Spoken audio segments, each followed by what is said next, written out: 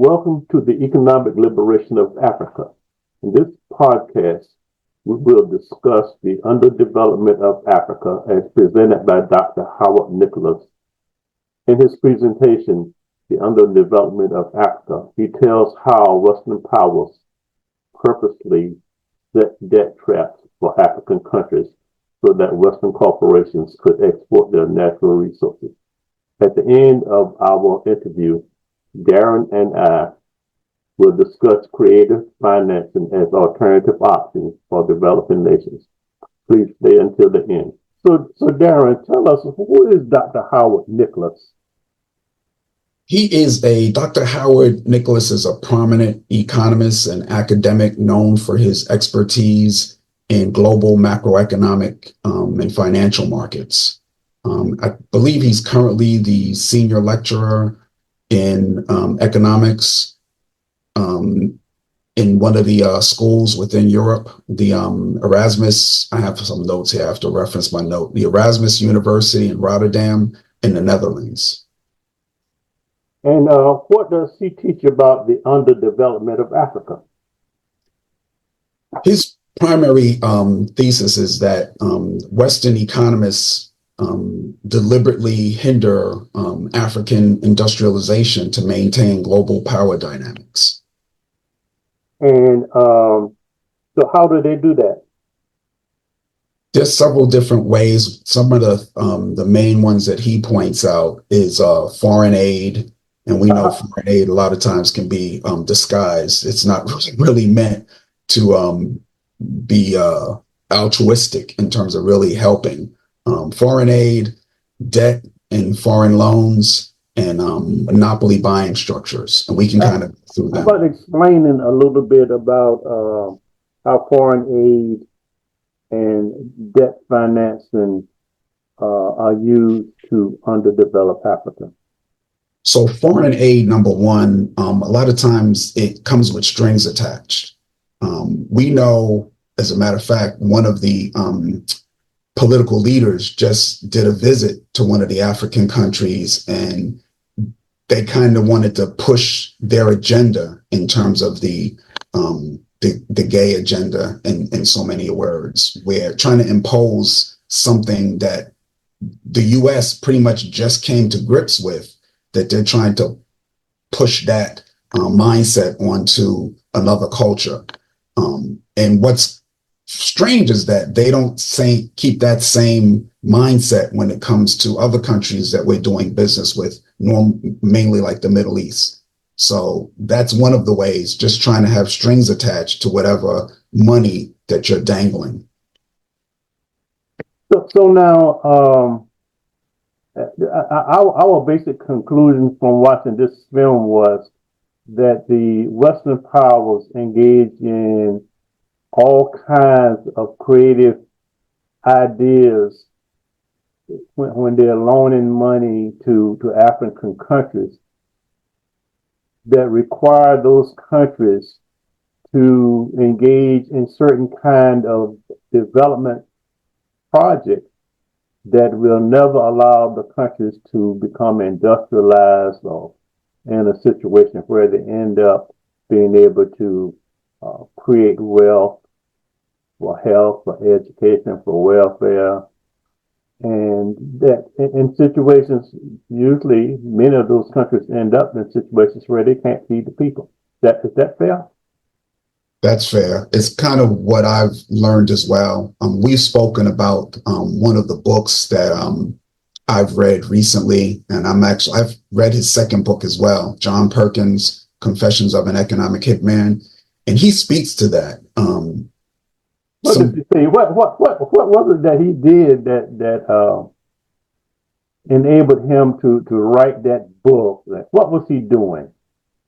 He was working for it wasn't a directly a government agency, but they basically worked to continue to expand what we call, or what he references, corporatocracy. That you're going into different countries around the globe and extracting resources, and you may build infrastructure like a hydroelectric dam or something like that he references in South America.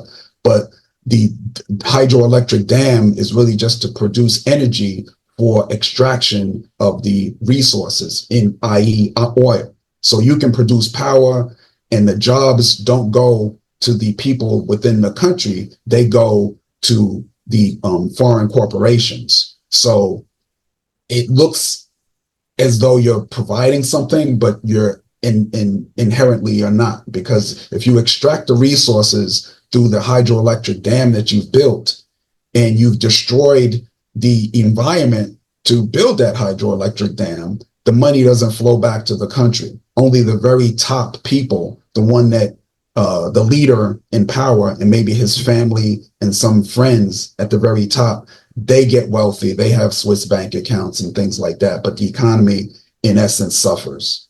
So let me see if I understand that.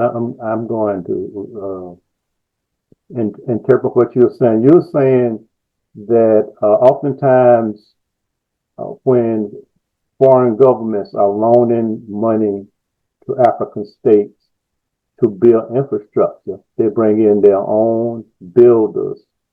They hire their own companies that are often located within the Western power that's actually doing the building.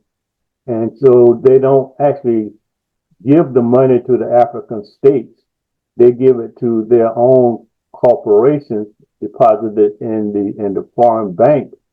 And what they leave infrastructure that has limited value and debt. And because they're leaving the debt, the money that these states are having to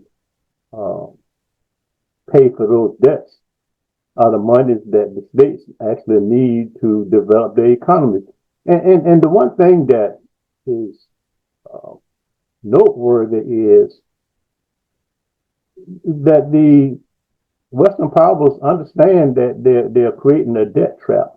Go ahead and continue, if you will. Well, in my understanding, it's deliberate to kind of keep people on the hook. And I know one of the things that Dr. Arikana has mentioned is that you have other Western countries that have defaulted on debt that get lower interest rates than countries that have never defaulted on a debt.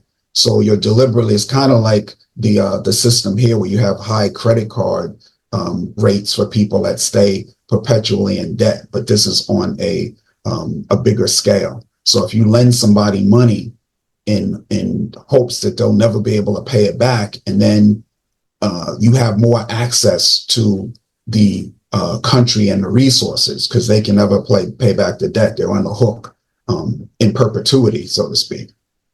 So now, Dr. Nicholas also talks about monopolistic buying structure. So what does he mean? What is he talking about? So in my understanding, again, if we talk multinational companies, and one of the things that Dr. Arikana had mentioned, when we take a product like cacao, the chocolate, you have countries where they don't produce any chocolate, but they control the economy. There's a Cadbury City in the UK. There's a Hershey, Pennsylvania in the US, but they don't grow any chocolate in either of those places, but they control the market.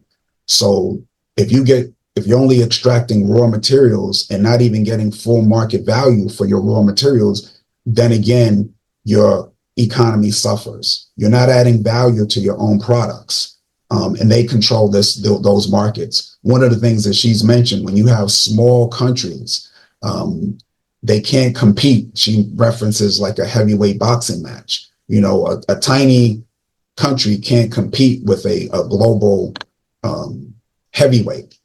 So to have the collective bargaining where countries now realize, hey, we need to unify. So now we have a collective and you're not negotiating with one country, because the superpower or the industrialists, they can just go to the next country if somebody decides that they don't want to sell their raw materials. So you're playing the countries against each other, but if they collectively unify, now they have that economic power that you can't push back against and just drive the market for those products. Let me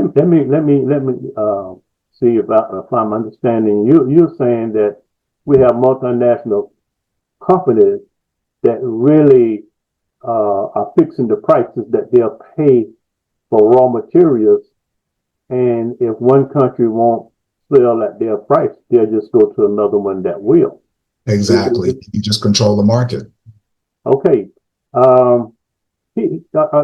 Nicholas also talked about international economic institutions and the role that they play in making sure that Africa is under development. What do these economic institutions do as you understand it? Well, some of the ones we just spoke about, if you are providing foreign aid, but there are strings attached to the foreign aid, you're restricting the growth and development of a country.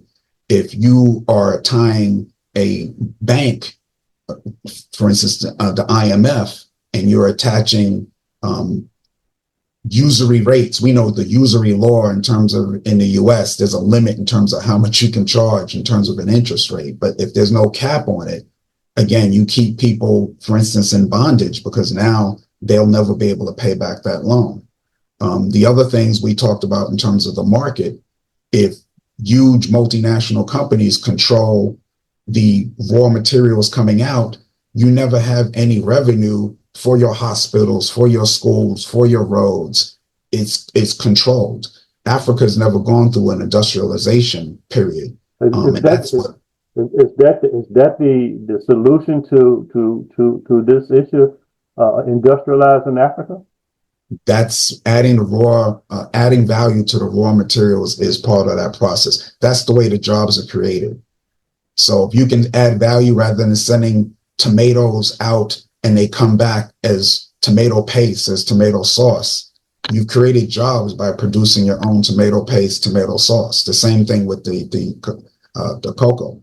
Let me say this. I don't know if you're aware of it or not, but what Burkina Faso has recently done is create one of those tomato processing plants so they can do exactly what it is you're saying. Mm-hmm. Now, and let me try to bring us some additional context of what we're talking about. In the what's the name of this book about the hitman, Dr. Perkins? Confessions of an Economic Hitman. Yeah, Confessions of an Economic Hitman. What he says is one of the strategic objectives of the loans that he was selling or making was to make sure that the countries that were receiving these loans ended up in a situation where they were not food self-sufficient. They could not feed themselves. And I know that in Burkina Faso, their president saying today that, look, if we can't feed ourselves, we'll never be free. And so one of the things that he has demanded is that Burkina Faso be able to grow its own food. And I'm saying Burkina Faso, but I have lots of followers on YouTube, and what they're telling me is that I should expand my comments about Burkina Faso to include the alliance of the Sahel states, which is the new confederation that has been created between Mali, Burkina Faso, and Niger, because all of them, and they mentioned that when I was discussing the fact that Burkina Faso recently banned the export of gold. They're saying when I'm talking about Burkina Faso expanded and include Mali and Niger, because they all seem to be collaborating and trying to pick the French out, industrialize their companies, and become food self-sufficient and really grow their economies, and they don't think that they can do it under the present arrangements where France is running everything. So go ahead now. I sort of cut you off. Tell us about the school curriculums and how they impact the brain drain or other implications of the education system in these African countries. Yeah, I heard Dr. Arakana mention that she was kind of dumbfounded, like in Ghana, teaching about Kwame Nkrumah isn't like part of the curriculum. So a lot of the countries still have the Western curriculum, European curriculums, and hopefully the tide turns. It's changing, but I think this is part of the process, getting the information out there so more people wake up. But yeah, the brain drain, people running for greener pastures based on growth and development being stifled based on some of the things that we talked about. That's why people are crossing treacherous waters in Europe and coming into America and other places. Even there's Black people all over the globe right now, and it's for that specific reason. You can't deliberately stifle the growth and the self-actualization of people and expect anything different. But there's a level of awareness and that's taking place now that's wonderful to see. I think we're at a pivotal point in our respective cultures right now. But you see people now coming back, the engineers that are getting into farming, the scientists that are so you're seeing spatterings of people doing that now. And I think what we're doing now is so important with Dr. Arakana, what you're doing to kind of add to that momentum. Thank you. Listen, I'd like to take this opportunity to remind our viewers that the Economic Liberation of Africa podcast is really created to support ADDI, Dr. Arakana, and to remind anyone that believes in what it is that we're doing to like, share, and comment on our videos, especially the commenting part. We need subscribers, but we need comments. Comments help us focus on issues that are important to our viewers. And if you have an issue that's important, if we're doing something right, if we're doing something wrong, if you leave a comment, it helps us understand the right, the wrong, and how to make sure that the quality of the information that we're bringing is the quality that you want and that you deserve. Now, the last thing I'm going to ask you, one of the things that is always an item of discussion is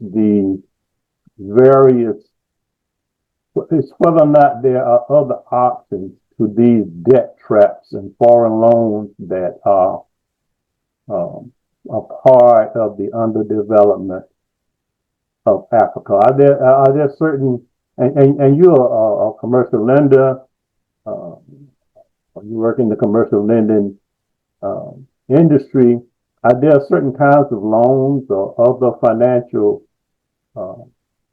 options that these African states can engage in to help to create the kind of industrialization and infrastructure and other areas of development that they need to support their communities and their people? Yes, so from my understanding, there's a lot of movement in that area as well. Currently, I'm actually not in the commercial lending space. I was in mortgage lending for over 30 years. In the last 2 years that I was in corporate, I was in commercial loan review as an analyst, but I left that. And now I'm kind of pursuing my own things in terms of real estate logistics. But to answer your question, I know in Ghana, they are doing something similar to what we do in the US in terms of treasury bills to help build the infrastructure, similar to what we do here, investing in, I don't know if they're called treasury bills. I just actually did an interview that I'll share with you at some point with a gentleman. He went to a meeting in Ghana at an event as well. And one of the speakers there, I think, was representing a bank. And she was talking about that opportunity to invest and get something like 30% return. But it's typically bonds and treasury bills. Those are generated by governments to help build the infrastructure. The other thing that we know of, we're in the digital space now, so we have crowdfunding platforms. So there was an interview that I did, and I know that you posted it with a gentleman that's ex-Wall Street executive, and I wasn't aware of within the Obama administration, the crowdfunding element that's there.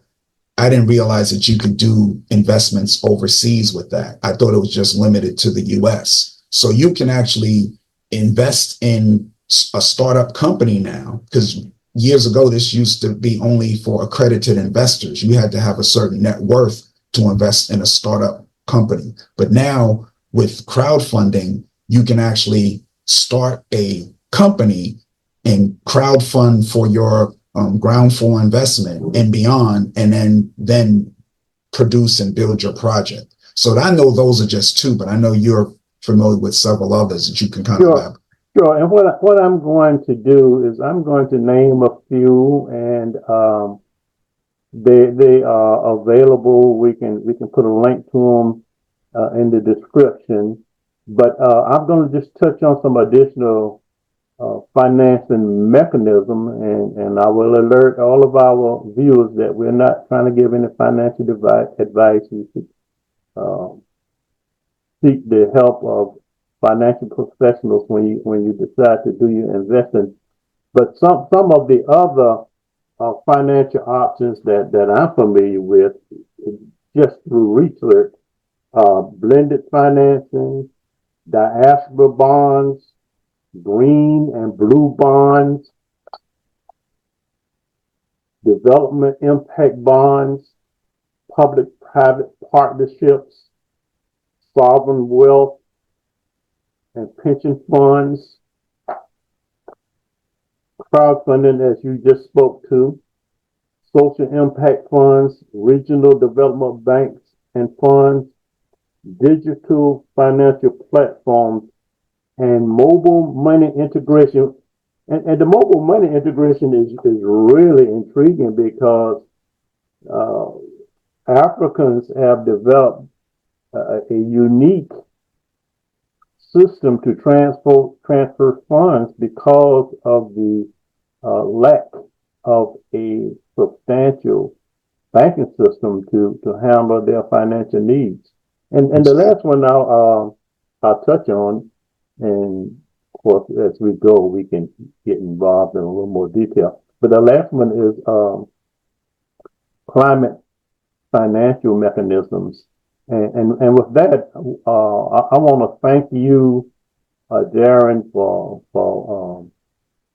helping to review the video of Dr. Howard Nicholas, and just alert our listening audience that you will be an ongoing co-host of the Economic Liberation of Africa, and we will be back to discuss other information that we think is important to our mission.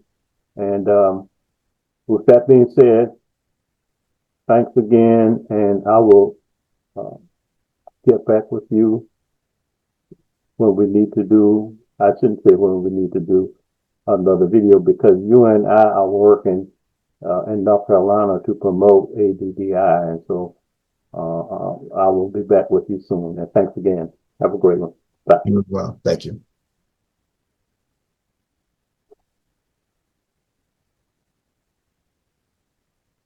So with that being said, again, if you like what we're talking about, if you appreciate what we're talking about, please give us a like, subscribe to our channel, sign our notification bell, and leave some comments. We want to know what you think, what you suggest, because what we're doing is we're setting out to economically liberate Africa and Africans in the diaspora. And with that being said, I'm going to conclude this session and invite all back for our next session. Thank you so much.